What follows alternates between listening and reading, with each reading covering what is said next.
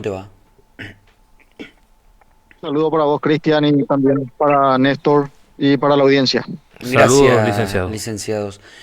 Queremos conocer un poco algunos aspectos administrativos y logísticos de esta nueva implementación de ordenamiento vial, principalmente en el microcentro de Coronel Oviedo, con la implementación de cepos y grúa, es decir, los inmovilizadores de vehículos y la grúa que transporta los vehículos mal estacionados. ¿En qué ordenanza están basadas estas decisiones o acciones que hoy en día está tomando la municipalidad, licenciado?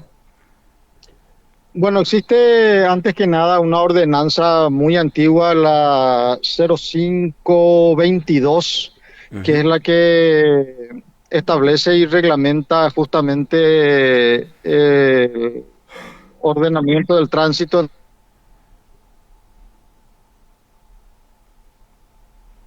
¿Qué pasó? ¿Se fue? en términos de reglamentación. Hola, ¿me escuchan? Sí, te escuchamos. Hola. Te escuchamos. Sí, y entonces esa es la ordenanza base en la que nos estamos, digamos que enfocando para la aplicación de esta modalidad que se estableció ya en una etapa anterior, en el año 2022, la ordenanza 005-2022 y sus reglamentaciones posteriores. También utilizando un poco la nueva ley, el Reglamento General de Tránsito, ¿verdad? Ley Y Nacional la de... idea es un plan piloto, realmente esto que va a tener un tiempo prudencial de plan piloto de aplicación y por sobre todas las cosas también utilizando un poco la ley orgánica municipal en su articulado de medidas de urgencia, medidas de policía. Entonces, al ser un plan piloto, lo que se pretende es evaluar justamente la aplicación para ir ajustando los detalles, pero en definitiva lo que se plantea es justamente intervenir los vehículos mal estacionados que ocasionan en el tránsito vehicular y automotor problemas, ¿verdad? Ahora, perdón por favor la garganta. Licenciado, ¿cuál es el operativo administrativo que debe realizar una persona afectada por esta aplicación de, primeramente, multa y luego aplicación de esta medida de transportar su vehículo hasta el corralón con una grúa o el vehículo encepado?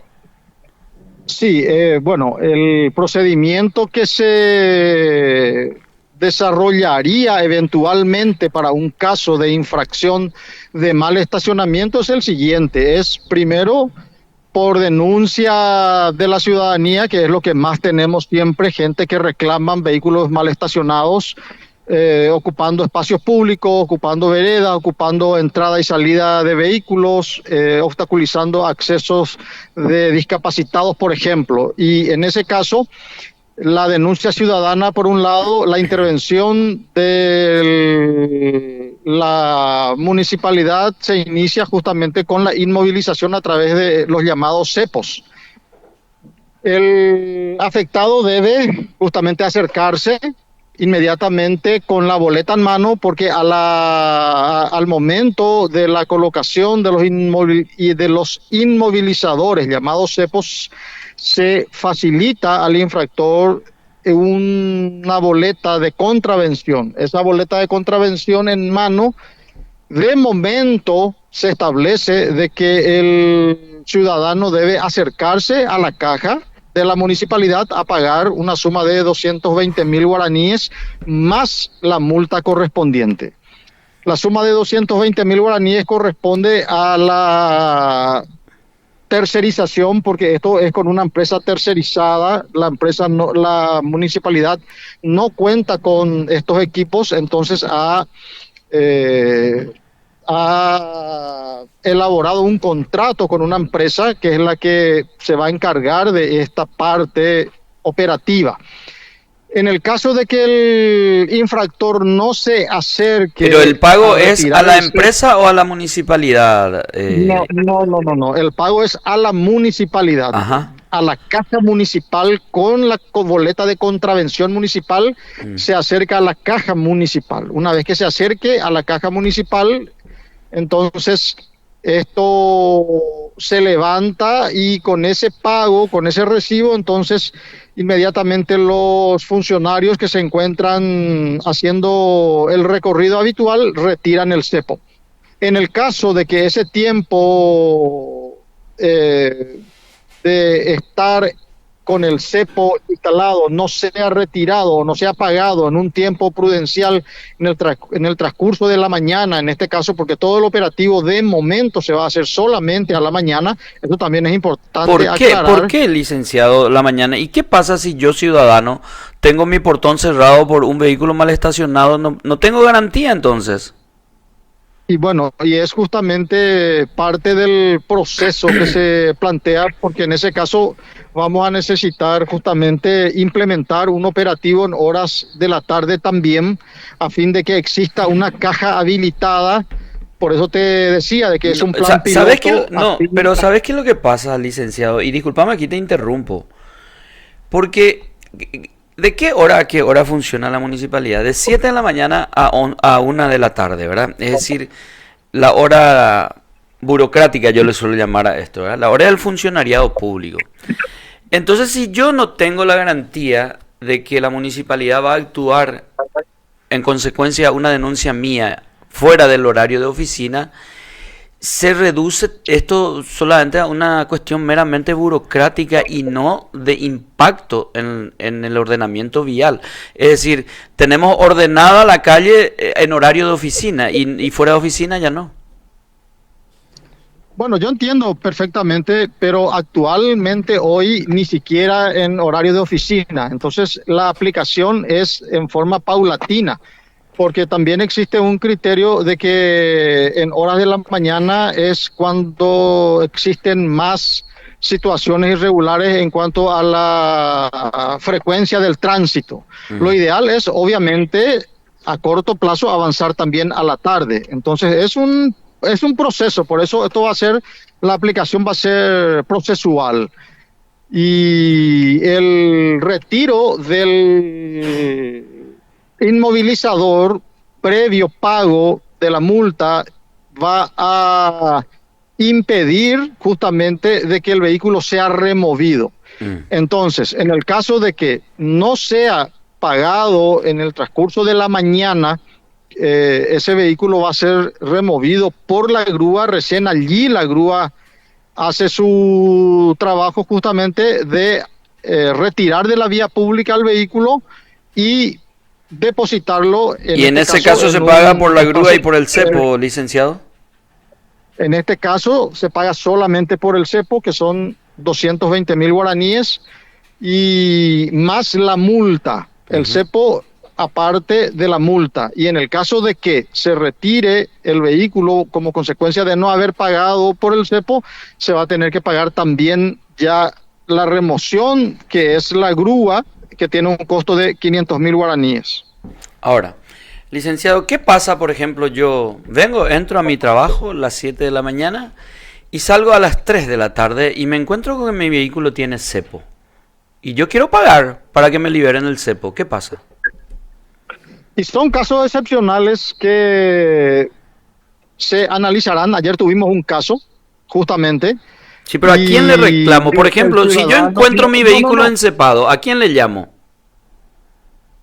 Y si es en horas de la tarde, probablemente el vehículo va a ser removido. Ya no tenemos de momento posibilidad de que pase por caja a pagar hasta tanto. Mi derecho como ciudadano de yo pagar mi cepo y que me libere mi vehículo, porque yo tengo que irme a Asunción y yo no tengo problema en pagar. El problema es de ustedes, que no me pueden cobrar. Perdón, es que tengo llamada entrante. Desde el momento en que el ciudadano comete la infracción, ya se somete a la jurisdicción administrativa municipal. Claro. Y bueno, lamentablemente va a tener que asumir esas consecuencias, ¿verdad? Pero eso no es servicio a la comunidad, Edgar. Eso es acomodo al burócrata. Yo quiero pagar, el problema es de ustedes que no me pueden cobrar.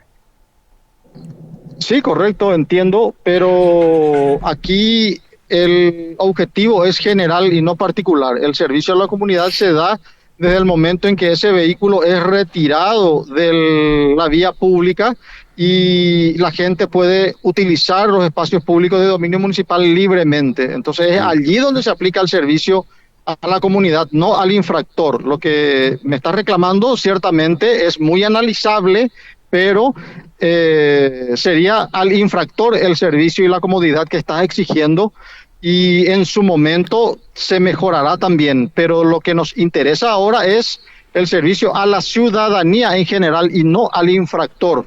El infractor tendrá que asumir lamentablemente las consecuencias de haber dejado su vehículo en un lugar no permitido, prohibido, y la municipalidad eventualmente actuará en consecuencia como corresponde de acuerdo a las normas.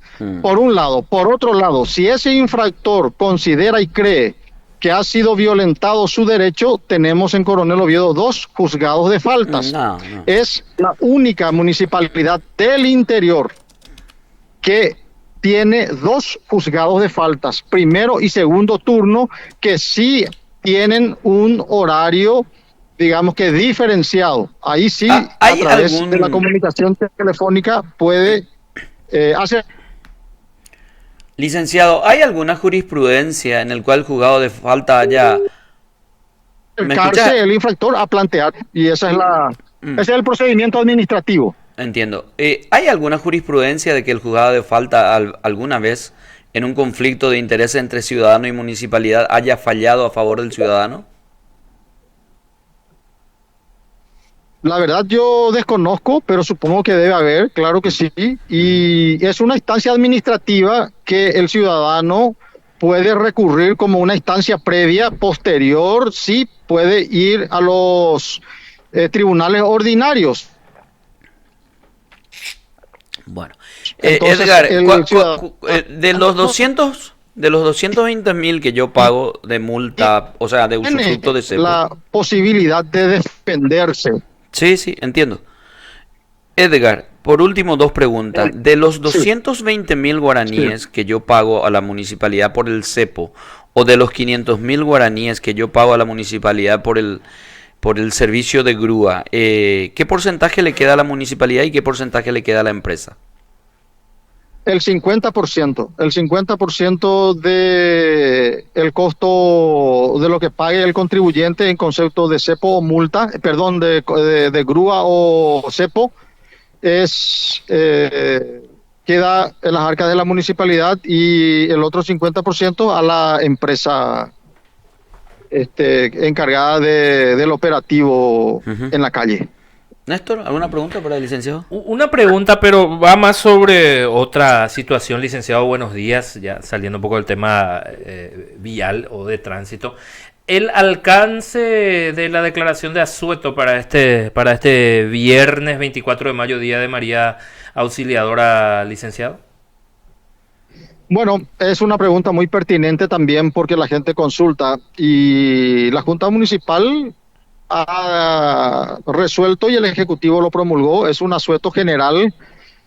La verdad que después de mucho tiempo de vuelta se da esta decisión institucional y sencillamente se acata. Existe una normativa también vigente donde se aplica una medida leve para los casos de incumplimiento, que es de 1 a 10 jornales como en concepto de multa, salvo las excepciones establecidas también en la norma, que son los servicios de primera necesidad, como por ejemplo farmacias, alimentos, hospitales, atenciones de emergencia y demás. Alimentos, cuando me decís, ¿hablas de supermercados, licenciado? Claro, pasa que ese siempre es un detalle importante. El supermercado en teoría podría vender, de acuerdo a la normativa, solamente productos de primera necesidad, pero cuando es supermercado, generalmente tienen espacios donde exhiben y ofrecen productos que tampoco es de primera necesidad. Entonces, Por eso caso por caso se analiza. En el caso de los supermercados se debe hacer esa salvedad o de lo contrario se le aplicará también la multa. Y para el trabajador, ¿aplica la doble remuneración ese día? Es decir, la patronal le tiene que pagar el doble por trabajar en día feriado, licenciado. Claro, totalmente. Justamente el impacto más importante es en el área laboral, donde el funcionario que no se presente a su lugar de trabajo, primero no puede ser sancionado por la patronal. Y en segundo término, aplica la doble remuneración como un feriado local que le llamamos nosotros, pero en términos técnicos reales es asueto local. ¿A la banca también le afecta esto, licenciado? Le afecta, como la banca tiene un sistema operativo a nivel nacional, puede operar a puertas cerradas sin atención al público, salvo los casos donde el público necesite hacer un depósito, porque tiene, digamos que compromisos económicos que cubrir en términos de cheques girados, por ejemplo. Entonces, en esos casos, la banca podrá operar a puertas cerradas y recibir desde la puerta el depósito que el cliente eventualmente necesita hacer. Pero eso está normado, licenciado. Esa descripción tan gráfica y procesual que usted está dando, ¿está normado? Eso se ha aplicado siempre, este sistema, y existe justamente las medidas de urgencia para casos como estos, donde son medidas excepcionales por resolución interna del municipio, la aplicación de este tipo de procedimientos justamente a fin de facilitar también la cuestión operativa de ciertos tipos de negocios que tienen algunas características como las que estamos justamente mencionando. No, por ejemplo... Ese es el motivo por el cual la gente del juzgado de faltas y también funcionarios municipales van a estar ese día trabajando a fin de que si existen situaciones de emergencia, de urgencia, puedan ser atendidos inmediatamente. No, te pregunto por lo siguiente, licenciado. Por ejemplo, el banco con el que yo opero, el otro día justamente estuve consultando y me dice que tiene una movilidad en caja de 800 a 1000 personas por día. Entonces, digo yo, ¿qué pasa si yo tengo un cheque que cobrar ese día y necesito mi dinero? Y de acuerdo a la ordenanza municipal que declara asueto, ese día, lamentablemente, en tu caso, el banco no va a poder recibir tu cobro, tu cheque. ¿Y si quiero depositar? Se aplica. ¿Y si quiero depositar? Si quiere depositar, sí. Si quiere depositar, sí. Y si quiero depositar la plata que tengo que cobrar, ahí ya me fui, todito. Y bueno, son cuestiones que es lo mismo que en un feriado nacional. Si vos tenés un cheque que cae en un feriado nacional, ese día no tenés posibilidad ni siquiera de cobrar ni de depositar. En el caso del asueto, tenés posibilidad por lo menos de depositar para que vos puedas cobrar un cheque. ¿Qué es lo que se establece y se recomienda? Si vos tenés que cobrar un dinero, lamentablemente se sugiere que pueda ir a la sucursal de otra ciudad de ese mismo banco, porque sí vas a tener la posibilidad de cobrar tu cheque. Porque en teoría el depósito sí está habilitado. La persona que debe pagarte tu cheque tiene la posibilidad de hacer el depósito, y vos la posibilidad de cobrar tu cheque en una sucursal, en una ciudad aledaña donde exista sucursal. Ese es el manejo que siempre se dio. Pero mi pregunta otra vez, no, sí, yo no digo que no esté de acuerdo, quiero nomás saber si eso está normado, ¿verdad? Porque el proceso de ida es posible, pero el proceso de venida no es posible. Y quiero saber si eso está normado en alguna resolución del Banco Central o en alguna resolución municipal. No, pasa que nosotros tenemos autonomía municipal y la Ujú. autonomía municipal habilita justamente a los municipios a plantear situaciones excepcionales como estas. Y las situaciones excepcionales pueden documentarse, obviamente deberían documentarse a fin de poder facilitar justamente Ujú. el sistema operativo del ciudadano. Aquí lo que se debe entender es de que nosotros sabemos como ovetenses particularmente que tenemos 2 días asuetos siempre, generalmente en el año, el día 24 y el día 7. Entonces lo ideal para no entrar en este tipo de situaciones es entender y prepararnos, por eso se avisa previamente con mucha anticipación, cosa que anteriormente tampoco se daba, ¿verdad? Ujú. A veces sobre la hora nomás ya se decidía en la Junta y bueno, se promulgaba por una cuestión administrativa, pero en este caso se ha hecho con bastante tiempo de antelación para que la gente se prepare y también se ha comunicado y se está comunicando de manera importante, intensiva inclusive, esta situación para no tener que caer en estas cuestiones que muchas veces incomodan un poco. Así es. En Dicen, esa, un ratito nomás, para sí, sí, terminar sí, este sí. tema. Y yo soy un poco pelmazo a veces con estas cosas porque, de hecho que la comunicación de los detalles es muy importante, licenciado, por eso te estamos consultando punto por punto. Y es importante que haya incluso coherencia en la comunicación. Por ejemplo, el licenciado nos está diciendo que el 50% de las multas queda para la municipalidad, mientras que en otro medio el coronel Núñez dice que el 100% lo lleva la empresa. Por ejemplo, son cosas que si no están bien delimitados generan Una confusión. una confusión. Ujú. Y yo pregunto, ¿qué pasa si yo me voy el viernes 24 al banco y le digo, yo quiero depositar mi dinero porque escuché que el licenciado Edgar dijo que se puede depositar el dinero? Y me dice, no, no se puede depositar, pero no hay ningún documento que nos avale que nosotros podemos recibir depósito. Por eso es que pregunto si hay algún está establecido en algún documento esto que usted me está diciendo, licenciado. Esto se ha socializado en más de una oportunidad con las entidades bancarias y financieras y ellos conocen el procedimiento y es a sugerencia de las entidades bancarias justamente que se ha Ujú. planteado este tipo de salida de situaciones y el municipio tiene esa posibilidad de acceder y de, digamos que adecuar las normativas que son ordenanzas que rigen solo para el municipio a fin justamente de buscar un poco una flexibilización de ciertos casos particulares puntuales como esto, por ejemplo, que tienen un impacto comercial importante.